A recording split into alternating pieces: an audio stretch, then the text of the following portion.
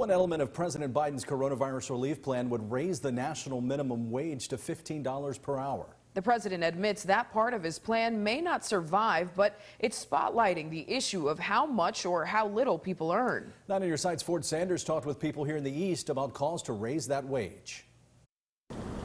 The proposal to hike the U.S. minimum wage is rising again as a point of national debate.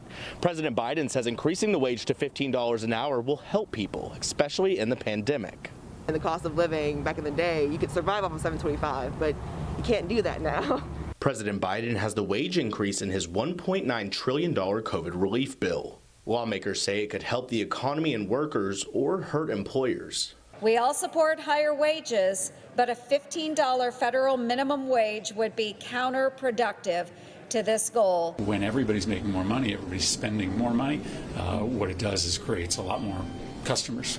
Some people in Greenville believe the higher wage would help those facing financial hardships. People are struggling, and especially during COVID times, it would really help if the minimum wage was higher. Kenneth Wilkins is a 5-time Democratic National Convention delegate from North Carolina.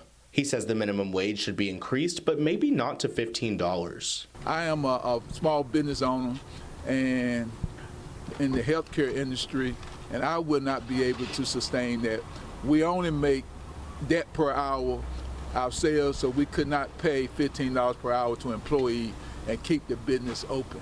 Wilkins believes a higher minimum wage doesn't just put money into people's pockets. I'm an advocate of paying people more so they can do more, they have more, they can send their children to college, they can get decent things that families need in this, in this economy. Some lawmakers are calling for a separate minimum wage measure, spreading the increase over 5 years. In Greenville, Ford Sanders, 9 on your side.